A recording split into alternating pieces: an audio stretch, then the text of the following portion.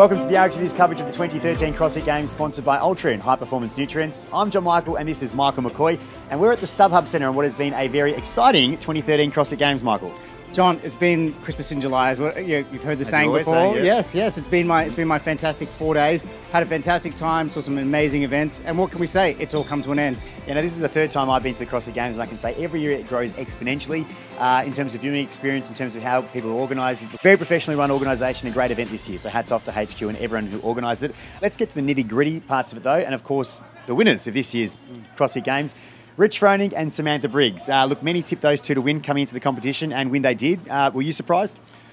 Not necessarily, John. I mean, I think pretty much anyone that was a betting man or a betting woman who decided to put some money down this weekend, or even participates in CrossFit, pretty much expected that was going to happen. I mean, it was going to be Briggs, it was going to be Froning, and when they did. Well, let's go straight to the leaderboard and talk about the rest of the events that unfolded here at the StubHub Center on the fourth day of competition. The men's division, of course, Jason Kalipa and Rich Froning started the day with a bit of a two-horse race. Both of them were sort of about 40 points apart from each other, and the rest of the field, well, they were further back. Rich Froning, though, stamped his authority and showed everyone why he is the fittest man on the earth, winning all three events today and beating Jason Kalipa.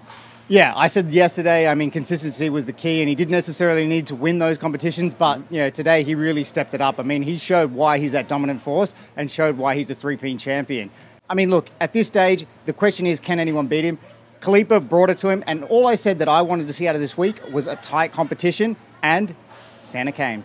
Well, Santa did come, but look, for me, Rich Froning is the fittest man on earth. There's no denying that. But Jason Kalipa, should I say, I found his performance absolutely impressive. Now, he was a 2008 Games champion. Many people know that. But if you think about who was competing back then, I mean, Chris Spieler, Matt Chan, they were there. But the majority of athletes have dropped off the pace. The sport's improved dramatically. And for Jason Kalipa to still be here with this sport when it's grown so exponentially, scores, times are just going through the roof, and he's still there proving to everyone that he's close to being the fittest man on earth. That was inspiring for me, and I loved watching that battle unfold over the 4 days. So that was a highlight for me. Now, let's talk about some of the podium finishes. Apart from those two, we had Ben Smith, one of the nice guys at CrossFit, finishing third. Yeah, John, I mean, look, you couldn't pick a nicer person. And look, we get to see a little bit more than the average person does, and we get to see a little bit behind the scenes. You know what? Ben Smith is just the nicest gentleman. I mean, I couldn't pick a nice person to be on that podium.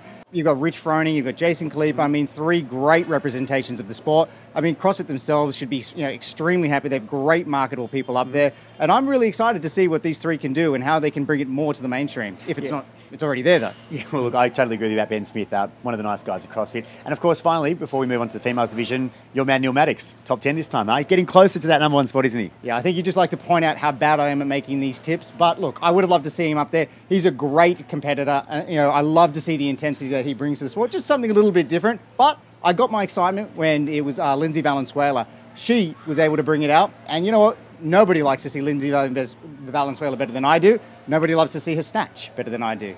Well, on that note, let's talk about the females division. Lindsay Valenzuela did finish second to Sam Briggs. Sam Briggs started the day in front and extended her lead, just like Froning did throughout the competition. Winning convincingly in the end. The question mark, though, is now raised. Can she win next year with Thorstodter potentially coming back and Fouché coming back? Yeah, that's a really good question there, John. I mean, I think there is a little bit of a question mark above her name this year. I mean, if Fouché and Thorstodter had been there, what really would have happened? I mean, this is to a certain degree like the women's version of the Graham Holmberg win in 2010 when Rich Froning couldn't get up and down the rope. I think the competitor that she is, she's going to have that question mark in her mind and wonder really what happens. And I think a lot of people out there are already starting to say that. What if those two had shown up? Could they have actually brought it to him? And I think they could have. But now she has won it.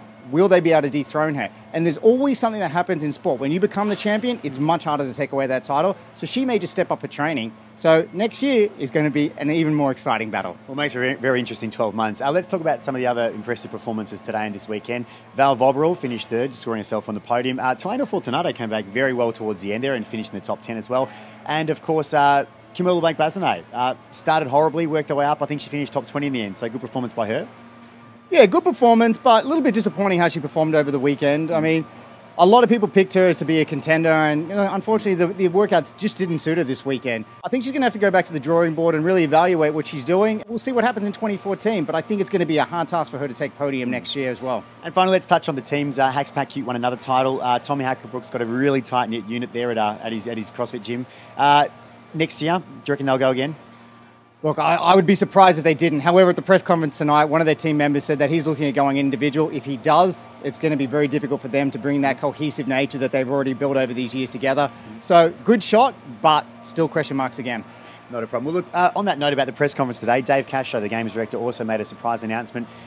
Team USA this year, they've announced 5 members of it, and not surprisingly, and fair as it should be, the 3 male podium places are all part of the team, and of course Val Vobberall, who finished 3rd, and 2nd place Lindsay Valenzuela are also on that team. We don't know the 6th member, but we do know that Sam Briggs, the 2013 Games champion, is the captain of Team Hero, I think it was. So I'm guessing it's a bit of an all-stars team. Sure is. That's all you got to say, is it? Well, anyway, look, it's been a very eventful week of CrossFit here at the StubHub Center, and of course Carson in general. For all the updates and for all the information on what happened over here over the last week, make sure you check out our website, therxview.com. And once again, thanks to our sponsor, Ultrient High Performance Nutrients, for making this possible. It's been a very lovely week here, and once again, we couldn't have done it without our RxView staff. So if you guys want to come in front so we can show you guys off. And look, these guys have been working tirelessly behind the computers, updating stuff, putting videos on Vimeo, and making it all possible. So thank these guys, and once again, we'll be back next year with even more reports with bigger and stronger teams. 2014 will be even friendlier.